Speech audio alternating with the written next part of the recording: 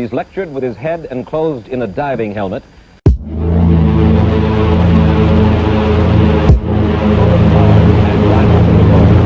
He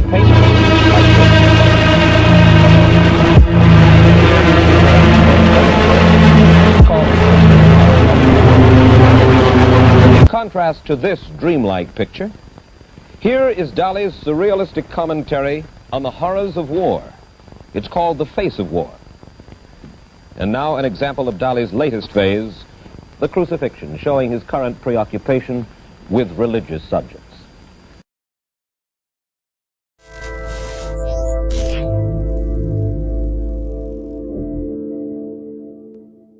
To those who raise eyebrows or look down their noses at him, Salvador Dali bristles his remarkable mustache with equal disdain.